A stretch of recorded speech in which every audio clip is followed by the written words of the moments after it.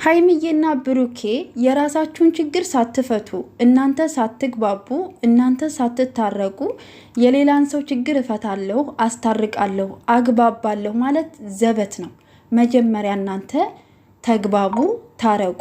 ብሩኬ ሀይሚን ለምን እንደማያገኛት ሀይሚ አግኝታ ያለውን ነገር ለምን መጠየቅና መረዳት እንዳልፈለገች ሁለታቸው በአንድ ቪዲዮ መገናኘት ለምን እንዳቃታቸው እኔ አልገባኝም።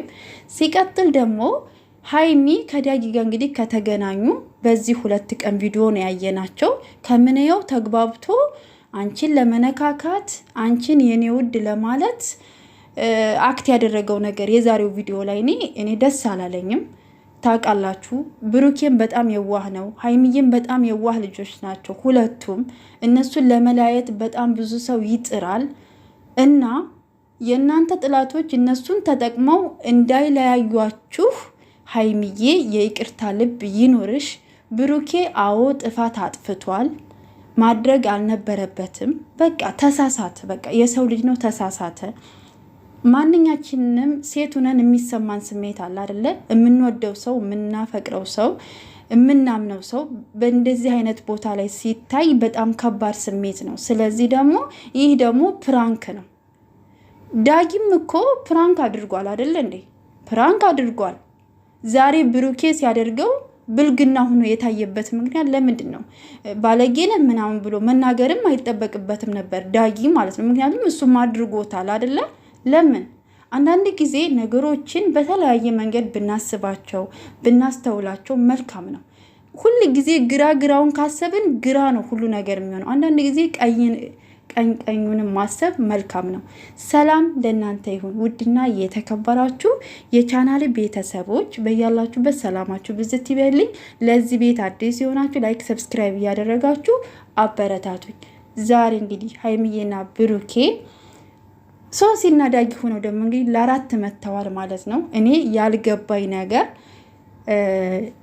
ዛሬ ሀይሚዬ ከዳጊ ጋር መጣች፣ ብሩኬ ደግሞ ከሶሲ ጋር መጣ።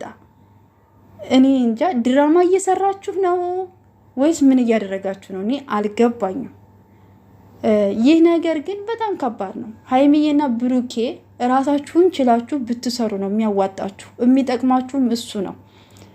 ዳጊና ሶሲ ለጓደኝነትም ለጉርብትናም የሚሆኑ ሰዎች አይደሉም። ከናንተ ጸባይ ጋር ከናንተ ስነ ምግባር ጋር የሚሄዱ ሰዎች አይደሉም። ከህይወታችሁ ቶሎ ብላችሁ ብታስወጧቸው መልካም ነው ብዬ አስባለሁ። ሀይሚዬ ደግሞ ለብሩኬ ይቅርታውን አድርጊለት። በቃ ተሳስቷል። ሰው ሆኖ ማይሳሳት የለም። አንቺና ሶሲ ታርቃችሁ ሶሲን ከህይወታችሁ ማስወጣት ብሎክ ማድረግ ትችላላችሁ፣ እናንተ ከተግባባችሁ ማለት ነው። እናንተ ከታረቃችሁ ማለት ነው። ምክንያቱም እናንተ ለመለያየት የሚያስቡ ሰዎች በእነሱ ሆነው ሊመጡባችሁ ይችላሉ። አሁን ዛሬ ዳጊ ያደረገው ነገር እኔ ትክክል ነው ብዬ አላስብም። እንደዛ ማሽቃበጥ፣ እሷን መነካካት ምናምን።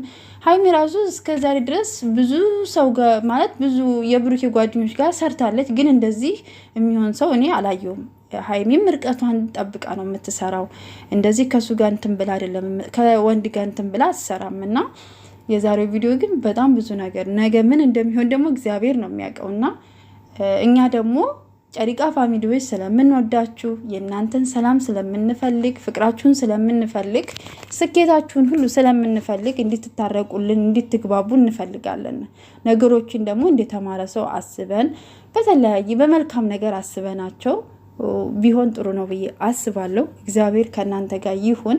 ሰላማችሁንም ፍቅራችሁንም ይመልስላችሁ። ሁላችሁም በጣም እልክ ውስጥ ናችሁ ያላችሁት። ብሩኬ በጣም እንትን ውስጥ ነው ያለው። በጣም ከባድ ነው። ለምን ለሶሲ እንትን ይላል? ለምን ለእንትን አይሆን? በቃ የሆነች ነገር ከታየች እሷ ነገር ተይዛ በብዙ መንገድ ነው የምትተረጎመው እና በጣም ከባድ ነው።